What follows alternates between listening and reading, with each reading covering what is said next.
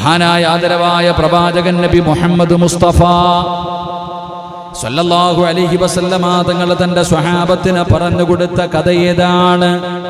അൻ അബ്ദുല്ലാഹി ഇബ്നു ഉമർ റളിയല്ലാഹു തആല അൻഹു അന്ന റസൂലുള്ളാഹി സ്വല്ലല്ലാഹു അലൈഹി വസല്ലമ ഖാൽ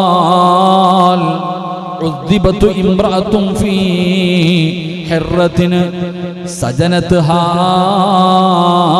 ഹത്താ മാതത് ഫദഖൽത ഫിന്നാർ. അല്ലാഹുവിന്റെ പ്രവാചകൻ സല്ലല്ലാഹു അലൈഹി വസല്ലമ തങ്ങൾ തന്റെ സ്വഹാബത്തിന് പറഞ്ഞു കൊടുത്ത ഒരു കഥയാണ്.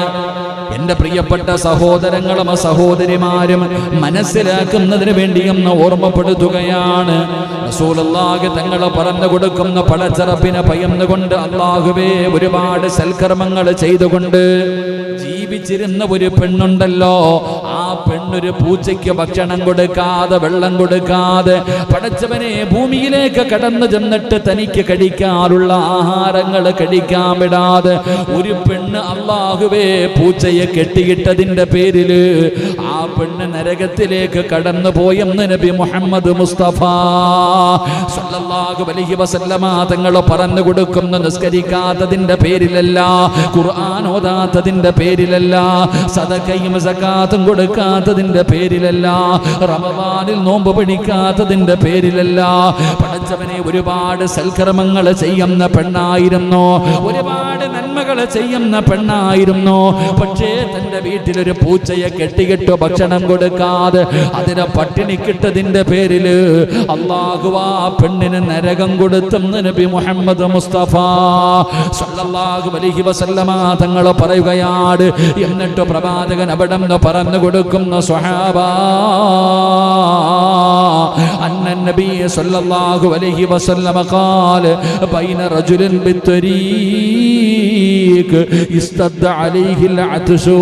റസൂലുള്ളാഹി തങ്ങൾ പറയുന്ന മരുഭൂമിയിലൂടെ നടന്നു വരുന്ന ഒരു ചെറുപ്പക്കാരന് വിശന്നു വലഞ്ഞ് ഭക്ഷണമില്ലാതെ വെള്ളമില്ലാതെ തൊണ്ട മുഴുവനും വറ്റി വരണ്ട കൊണ്ട് അതാ നടന്നു വരുന്ന ഒരു ചെറുപ്പക്കാരനുണ്ടല്ലോ.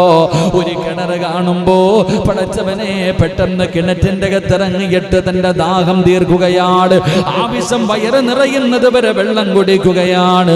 അത് കഴിഞ്ഞ് പടച്ചവനെ കിണറിന്റെ മുകളിലേക്ക് കയറി വരുമ്പോ ദാഹിച്ചിട്ട് വെള്ളം കുടിക്കാനില്ലാതെ ഒരു നായുണ്ടല്ലോ, അതിങ്ങനെ മണ്ണ് കപ്പുകയാണ്.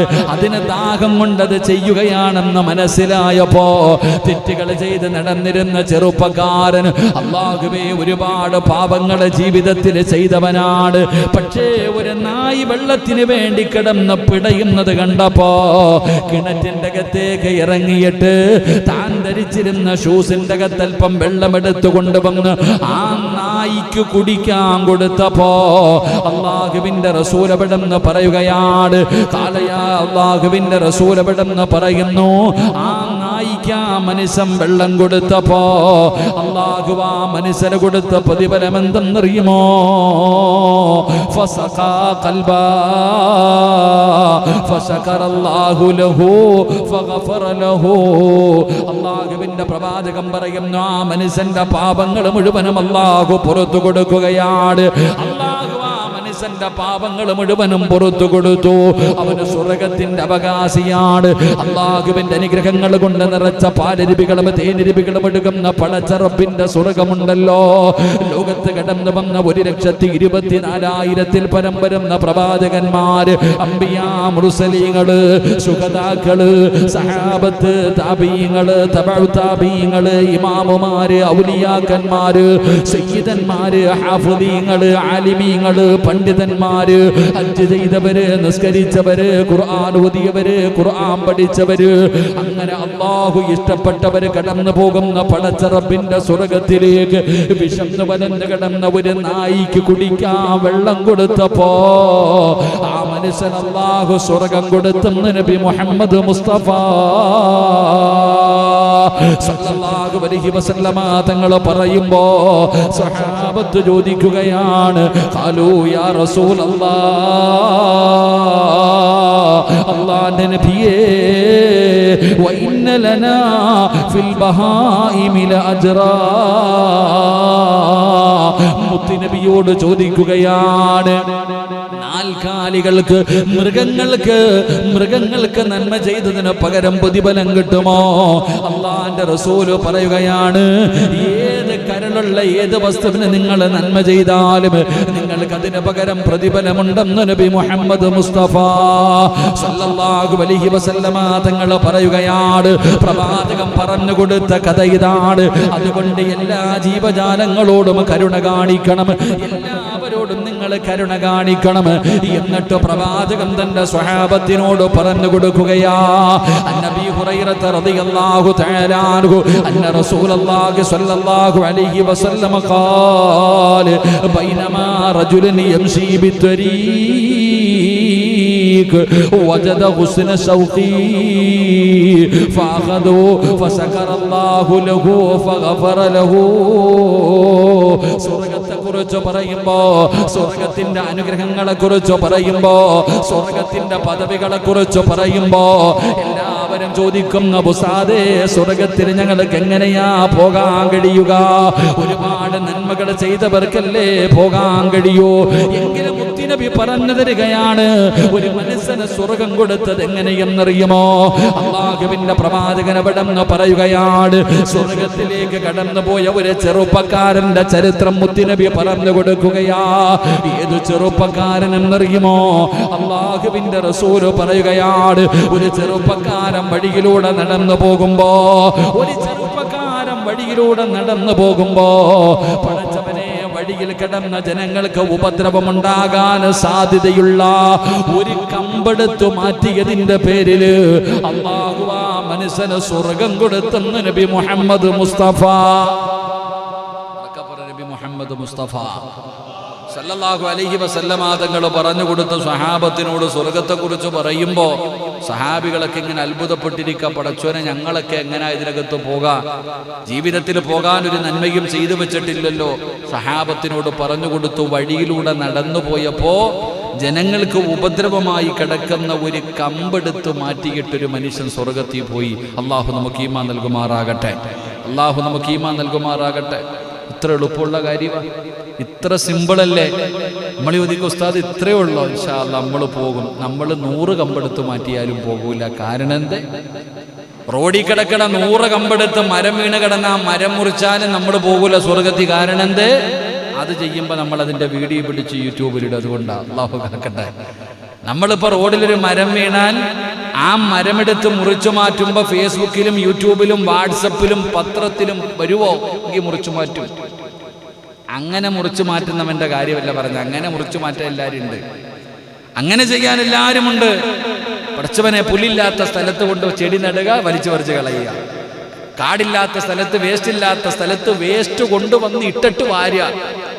യൂട്യൂബിലൊക്കെ കയറിയ പല വീഡിയോകളും കാണാം. ഈ അടുത്ത് കൃഷി എന്താ ഒരു ദിനം വന്നില്ലേപ്പാ ചെടി നടുന്നതിന്റെ ഒരാൾ മരം നടന്നു, ഫോട്ടോ എടുക്കുന്നത്, വലിച്ചു പറിച്ച് കളയുന്നത്.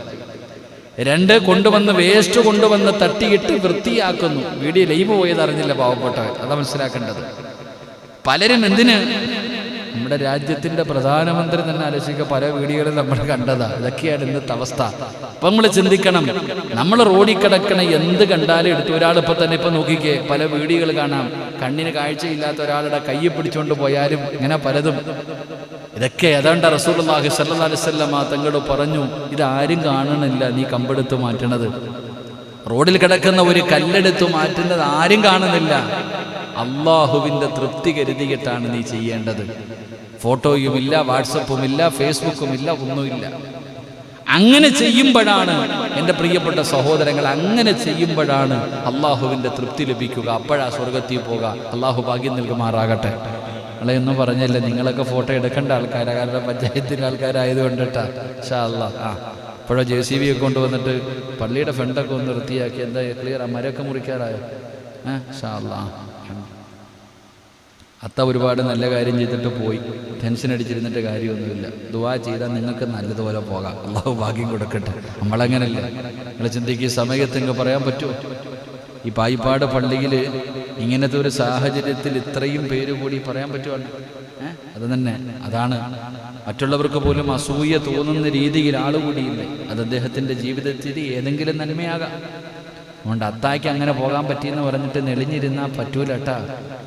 ഇൻഷാ അല്ലാഹ് കുറച്ച് ജാരിയായ സദക്കൊക്കെ പള്ളിയുടെ പണിയൊക്കെ നടക്കുന്നുണ്ട്. ഇൻഷാ അല്ലാഹ് നല്ല കാര്യങ്ങളൊക്കെ ചെയ്യണം. അല്ലാഹു ബർക്കത്ത് ചെയ്യുമാറാകട്ടെ. ഇൻഷാ അല്ലാഹ് ചെയ്തില്ല എന്നല്ല, നിങ്ങൾക്ക് വേണ്ടി ചെയ്യുന്ന അത്തായ്ക്ക് വേണ്ടി എന്തെങ്കിലുമൊക്കെ ചെയ്തോണം. ഇൻഷാ അല്ലാഹ് പള്ളിയുടെ വാർപ്പൊക്കെ വരുന്ന പിടിച്ചോണം കേട്ടോ, കയറി പിടിച്ചോണം. ഇൻഷാ അല്ലാഹ് എന്തെങ്കിലുമൊക്കെ കാര്യങ്ങളൊക്കെ അൽഹംദുലില്ലാ മക്കൾക്ക് വേണ്ടിയൊക്കെ ചെയ്തു, ഇനി അത്തായ്ക്ക് വേണ്ടി എന്തെങ്കിലുമൊക്കെ ചെയ്തോണം. പട്ടാൻസാരി എന്നെ പിടിച്ചോണം. ഇൻഷാ അല്ലാഹ് അൽഹംദുലില്ലാ കുറച്ച് പൈസ കടം കൊടുത്താലും മതി. ഇൻഷാ അല്ലാഹ് അൽഹംദുലില്ലാ. അല്ലാഹു ബർക്കത്ത് ചെയ്യുമാറാകട്ടെ, അല്ലാഹു ബർക്കത്ത് ചെയ്യുമാറാകട്ടെ. 3 സ്വലാത്ത് സ്വല്ലല്ലാഹു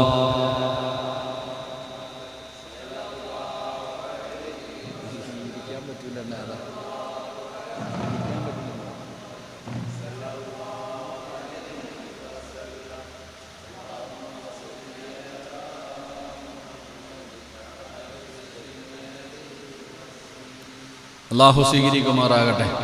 എൻ്റെ പ്രിയപ്പെട്ട സഹോദരങ്ങളെ, മഹാനായ നബി മുഹമ്മദ് മുസ്തഫ സല്ലല്ലാഹു അലൈഹി വസല്ലമ തങ്ങൾ പറഞ്ഞു, 3-ാമത്തെ ചരിത്രം, അല്ലാഹുവിൻ്റെ പ്രവാചകൻ സല്ലല്ലാഹു അലൈഹി വസല്ലമ തങ്ങൾ പറയുന്നു, അല്ലാഹു സ്നേഹിക്കുന്ന ഒരു മനുഷ്യനെ കുറിച്ച് സ്വഹാബത്തിനോട് അല്ലാഹുവിന്റെ റസൂൽ പറഞ്ഞു കൊടുക്കുകയാണ്, അല്ലാഹു നമ്മളെ ഇഷ്ടപ്പെടും സ്വഹാബ, അല്ലാഹു നമ്മളെ ഇഷ്ടപ്പെടുകയാണ്. ഈ ലോകത്തിന്റെ അധിപനായ, ഈ പ്രപഞ്ചം മുഴുവനും അടക്കി ഭരിക്കുന്ന രാജാതിരാജനായ പടച്ച റബ്ബ് നമ്മളെ ഇഷ്ടപ്പെടുകയാണ്.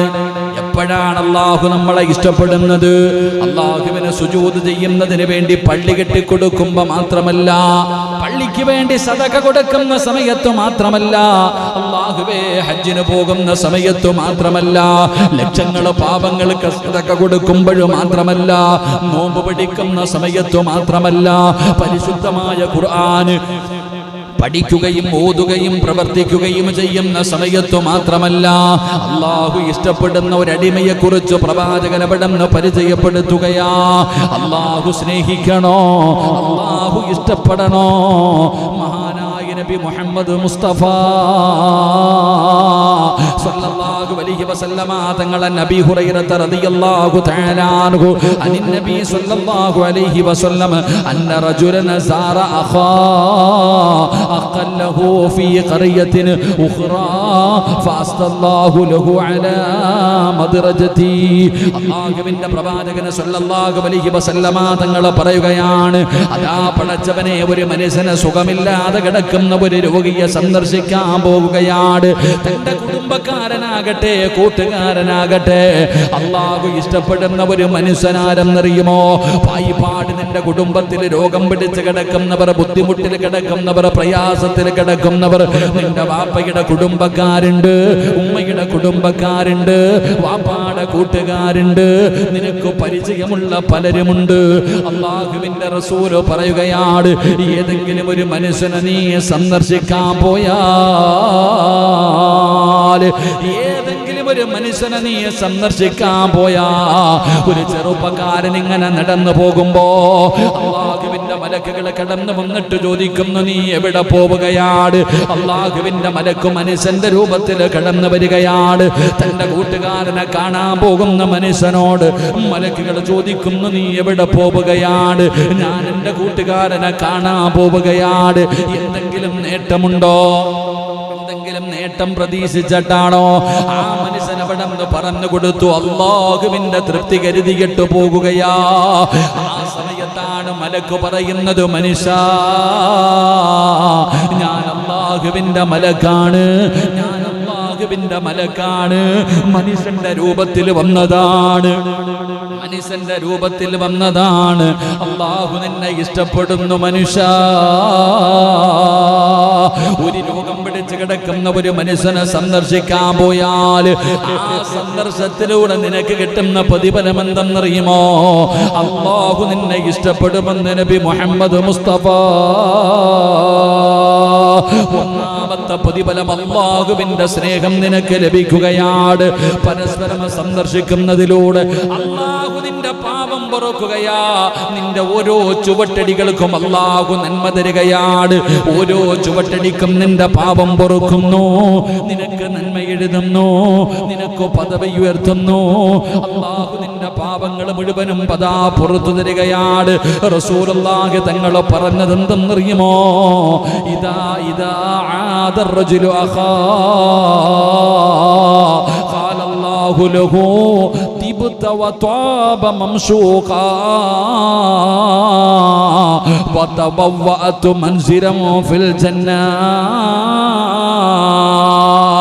ഏതെങ്കിലും ഒരു മനുഷ്യനെ സന്ദർശിക്കാൻ പോയാൽ അത് കുടുംബക്കാരനാകട്ടെ, രോഗം പിടിച്ച് കിടക്കുന്നവനാകട്ടെ, അല്ലെങ്കിൽ കൂട്ടുകാരനാകട്ടെ, സൗഹാർദ്ദത്തിന്റെ സന്ദർശനമാകട്ടെ, ഏത് സന്ദർശനമാണെങ്കിലും ഒന്ന് നിന്നെ അല്ലാഹു ഇഷ്ടപ്പെടുന്നുണ്ട്, രണ്ട് നിന്റെ പാപം പൊറുക്കുന്നു, മൂന്ന് അല്ലാഹു നിനക്ക് സ്വർഗത്തിലൊരു വീട് തരുമെന്ന് ആദരവായ പ്രവാചകൻ നബി മുഹമ്മദ് മുസ്തഫ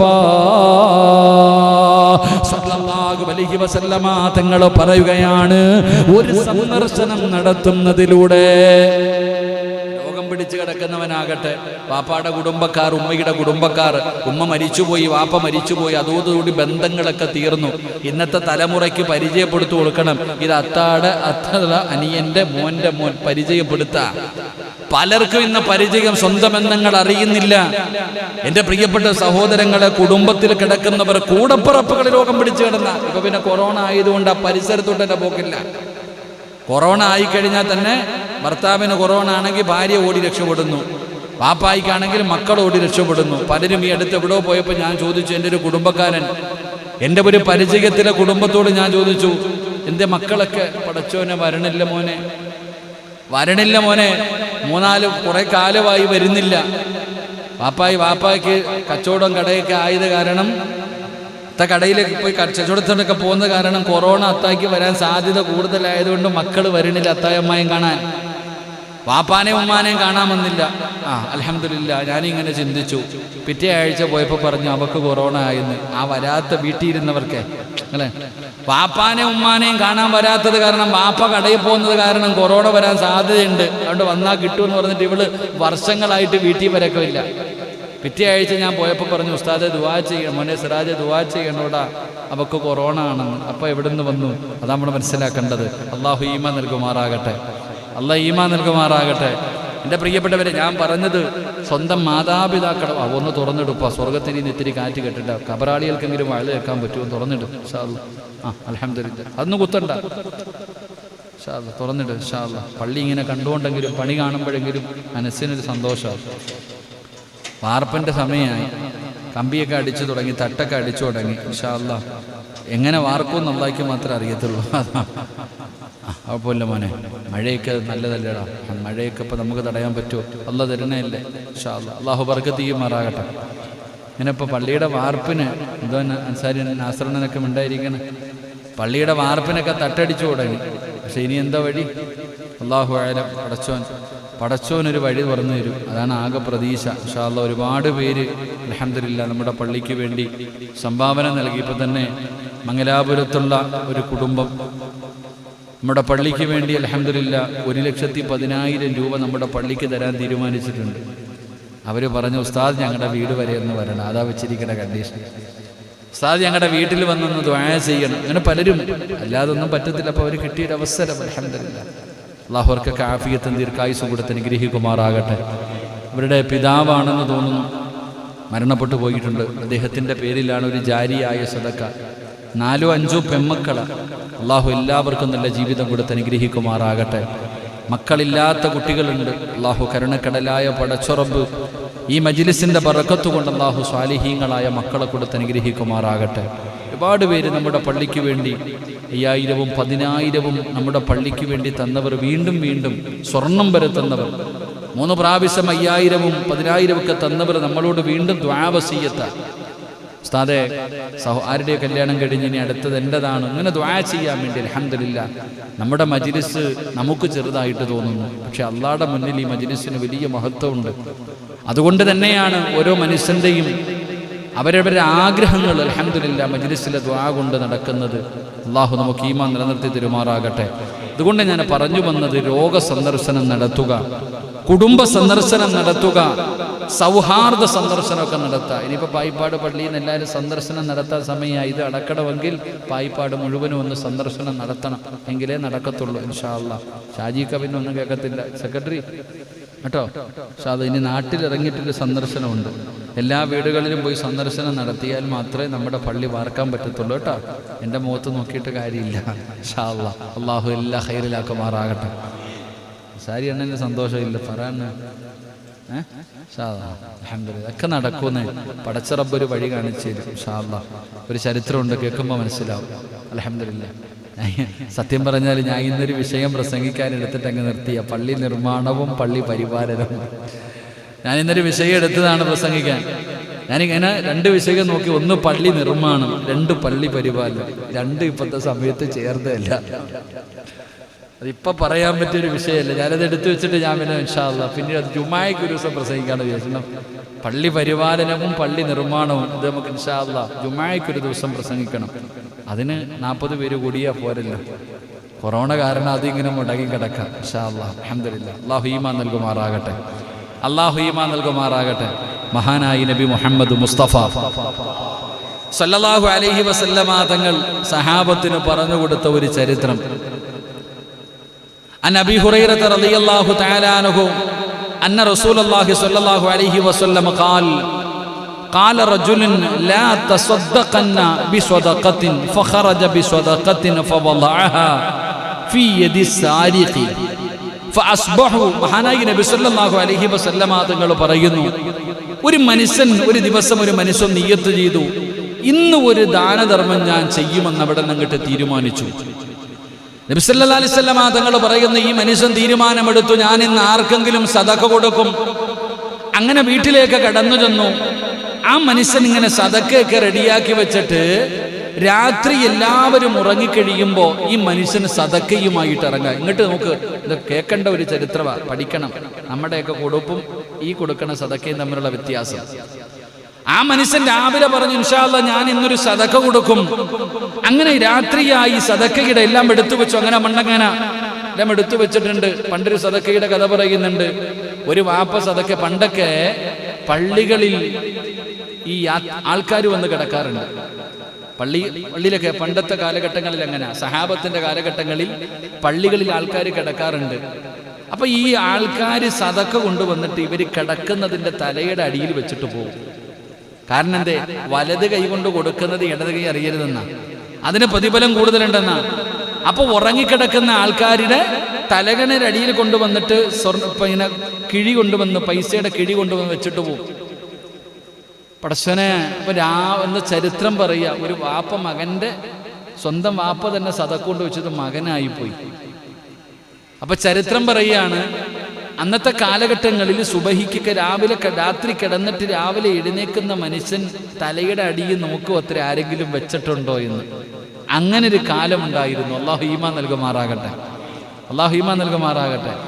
പണ്ടത്തെ കാലത്ത് ഉറക്കത്തിൽ നിന്ന് എഴുന്നേൽക്കുമ്പോൾ തലയുടെ ഭാഗത്ത് ആരെങ്കിലും പൈസ കൊണ്ട് വെച്ചിട്ടുണ്ടോ എന്ന് അവര് നോക്കും. ഇപ്പൊ എങ്ങനെയാ നോക്കുന്നതെന്നറിയോ? വെച്ചത് അവിടെ ഇരിപ്പോണ്ടോ എന്ന് നോക്കുക, ആരെങ്കിലും അടിച്ചോണ്ട് പോയി. ഇന്ന് പള്ളിക്കകത്ത് കിടക്കുന്നവൻ അള്ളാടെ വീടല്ലേ, വെച്ചാൽ സേഫ് ആകുമെന്ന് പറഞ്ഞിട്ട് വല്ല തലകാടിക്കടി വെച്ചിട്ട് കടന്നിറങ്ങിയ രാവിലെ അത് തപ്പുമ്പോൾ അത് കാണാറില്ല. പള്ളിയുടെ വെളി കിടക്കണ ചെരുപ്പ് പോലും കിട്ടാറില്ല. അതാ കാലം മാറിയത്. അള്ളാഹു കാക്കുമാറാകട്ടെ. അപ്പൊ ഈ മനുഷ്യൻ തീരുമാനിച്ചു, ഞാൻ സദഖ കൊടുക്കും. അങ്ങനെ വീട്ടിൽ വന്ന് തയ്യാറെടുപ്പുകളൊക്കെ നടത്തി എല്ലാവരും കിടന്നുറങ്ങി. ഈ സാധു ഇങ്ങനെ പടച്ചവനെ ഒരു കിഴിയുമായിട്ട് താൻ കരുതി വെച്ച സമ്പത്തുമായിട്ട് ഇങ്ങനെ ഇറങ്ങിപ്പോകുമ്പോൾ ഒരു മനുഷ്യന്റെ കയ്യിൽ കൊണ്ടുകൊടുത്തു. അല്ലാഹുവേ പടച്ചവനെ, ആരുടെ കയ്യിലാണ് കൊണ്ടുകൊടുത്തത്? ഏറ്റവും വലിയ കള്ളന്റെ കയ്യിലാണ് കൊണ്ടുപോയി കൊടുത്തത്. മോഷണം നടത്തുന്ന ഒരു കള്ളന്റെ കയ്യിലാണ് അദ്ദേഹം കൊണ്ടത് വെച്ചത്. പ്രഭാതമായപ്പോൾ ആളുകളൊക്കെ പറയാൻ തുടങ്ങി, ഇന്നലെ രാത്രി പടച്ചവനെ കൊടുത്ത കൊണ്ടുപോയി കള്ളന്റെ കൈ കൊണ്ട് പൈസ കൊടുത്തിരിക്കുക. എല്ലാരും ഇങ്ങനെ പറയാൻ തുടങ്ങി. കള്ളന്റെ കയ്യിലാണ് പൈസ കൊണ്ടുപോയി കൊടുത്തത് എന്ന് പറഞ്ഞ് എല്ലാവരും കളിയാക്കുന്നു. ആ മനുഷ്യനല്ല അറിഞ്ഞപ്പോ കള്ളന്റെ കയ്യിലാണ് കൊടുത്തത് എന്നറിഞ്ഞപ്പോ ആ മനുഷ്യൻ പറഞ്ഞു, അൽഹംദുലില്ലാഹ്, ഞാൻ അള്ളാഹിനെ സ്തുതിക്കുന്നു. ആരോടൊന്നും മിണ്ടിയില്ല, പടച്ച റബ്ബിനെ സ്തുതിക്കുകയാണ്. രണ്ടാമത്തെ ദിവസവും ആ മനുഷ്യൻ ഒരു നിയ്യത്ത് ചെയ്തു, പടച്ചവനെ ഞാൻ ഇൻഷാ അല്ലാഹ് ഇന്ന് രാത്രിയും ഞാനൊരു സദഖ കൊടുക്കും. അങ്ങനെ തലേ ദിവസത്തെ പോലെ സമ്പത്തൊക്കെ എടുത്ത് റെഡിയാക്കി വെച്ചു.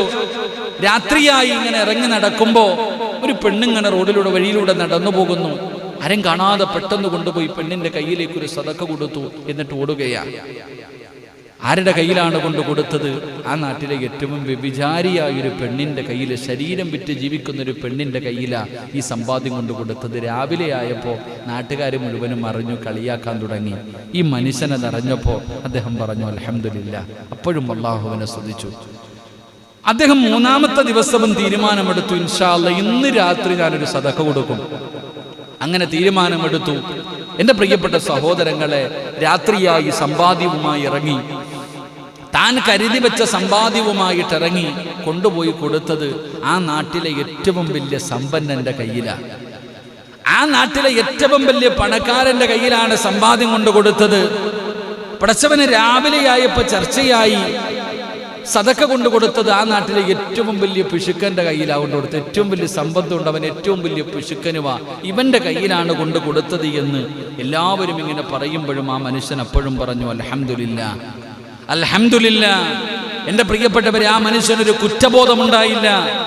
ആ മനുഷ്യനവിടം അല്ലാഹുവിനെ സ്തുതിക്കുകയാണ്. ആ മനുഷ്യനവിടം പടച്ച റബ്ബിനെ സ്തുതിക്കുകയാണ്. എൻ്റെ പ്രിയപ്പെട്ടവരെ, ചരിത്രം അവിടം പറഞ്ഞു തരികയാ. ആ കള്ളനായ മനുഷ്യനവിടം ചിന്തിച്ചു, അല്ലാ, ഒരു നേരത്തെ അന്നത്തിന് വേണ്ടിയാണല്ലോ ഞാൻ മോഷ്ടിക്കാൻ പോകുന്നത്. ഞാൻ കള്ളത്തരം കാണിക്കുന്നത് പടച്ചവനെ ഭക്ഷണത്തിന് വേണ്ടിയാണല്ലോ. എന്തിനാ അല്ലാ എൻ്റെ കയ്യിൽ ഇങ്ങോട്ട് കൊണ്ടു തന്നല്ലോ. ഈ പാവപ്പെട്ടവനായ മോഷണം നടത്തുന്നവനായ എൻ്റെ കയ്യിലേക്ക് അതാ ഒരു മനുഷ്യനെ സമ്പത്ത് ഇങ്ങോട്ട് കൊണ്ടുവന്ന് തന്നല്ലോ. അൽഹംദുലില്ലാ. ഒരു റബ്ബുണ്ടല്ലോ, ഇനി എന്തിനാ ഞാൻ മോഷണം നടത്തുന്നത്? പടച്ചവനെ, ആ മനുഷ്യനവിടന്ന് വിശ്വാസിയായി മാറുകയാണ്. ആ പാതിരാത്രി തന്റെ കയ്യിലേക്ക് സമ്പത്ത് കൊണ്ട് കൊടുത്തപ്പോ, ഇതിനു വേണ്ടിയാണ് ഞാൻ വീട് തുറന്നുകൊണ്ട് കയറുന്നത്, അനുവാദമില്ലാതെ പതാ പിടിച്ചു പറിക്കുന്നതിന് വേണ്ടി പോകുന്നത്, ഇത് ശരിയല്ലല്ലോ. എന്റെ പ്രിയപ്പെട്ടവരെ, ആ കള്ളനായ മനുഷ്യന് ആ സദഖ തന്റെ കയ്യിൽ കൊണ്ടുവന്നു കൊടുത്ത നന്മ കണ്ടിട്ട് ആ മനുഷ്യൻ അതാ പടച്ച റബ്ബേ മോഷണമൊക്കെ നിർത്തുകയാണ്. അവിടുന്ന് നന്നാവുകയാണ്, അവിടുന്ന് നല്ല മനുഷ്യനാവുകയാണ്. ഹറാമുകൾ വലിച്ചെറിഞ്ഞു, ഹറാമുകൾ വലിച്ചെറിഞ്ഞു, ഹലാല് ഭക്ഷിക്കാൻ തുടങ്ങുകയാണ്. മുത്തുനബി പറയുന്ന രണ്ട് വ്യഭിചാരിയായ പെണ്ണ് ചിന്തിക്കുന്നു, അല്ലാ, ശരീരം വിറ്റിട്ട് ജീവിക്കുന്നത് എന്തിനാ അല്ലാ? ഞാൻ ജീവിക്കാനല്ലേ ഈ പണി ചെയ്യുന്നത്? എന്റെ കയ്യിലേക്ക് സമ്പത്ത് കൊണ്ടുവച്ചല്ലോ അല്ലാഹുവേ.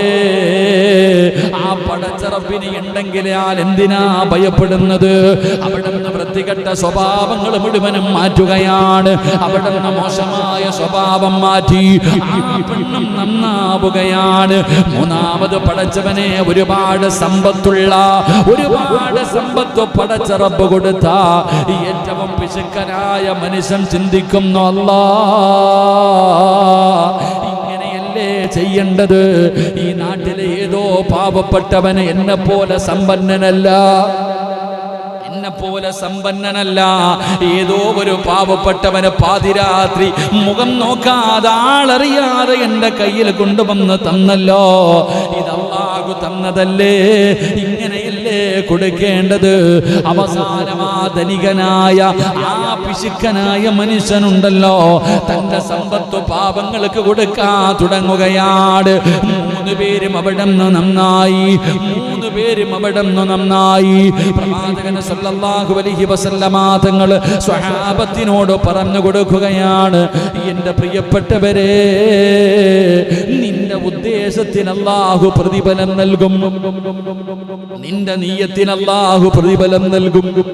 അത് നീ ആരുടെ കയ്യിൽ വെച്ച് കൊടുത്താലും, കള്ളന്റെ കയ്യിലാണെങ്കിലും, വ്യഭിചാരിയുടെ കയ്യിലാണെങ്കിലും, ധനികന്റെ കയ്യിലാണെങ്കിലും, നിന്റെ നിയ്യത്തിനനുസരിച്ച് അല്ലാഹു പ്രതിഫലം തരുമെന്ന് നബി മുഹമ്മദ് മുസ്തഫ സല്ലല്ലാഹു അലൈഹി അലൈഹി വസല്ലമ തങ്ങൾ പറഞ്ഞു കൊടുക്കുകയാ, ഒന്നാമതായിട്ട് നാം മനസ്സിലാക്കേണ്ടത്, ഈ മനുഷ്യൻ സമ്പാദ്യം കൊണ്ട് കൊടുത്തവർ 3 പേരും അർഹരാണോ? 1, ആ നാട്ടിലെ ഏറ്റവും വലിയ കള്ളൻ. 2, ഏറ്റവും വലിയ വ്യഭിചാരി. 3, നല്ല പണവുമുണ്ട്. അത് മാത്രമല്ല ഏറ്റവും വലിയ പിശുക്കൻ. എന്താണ് ഇത് മൂളണ? സലാത്ത് പറ, സ്വല്ലല്ലാഹു അലാ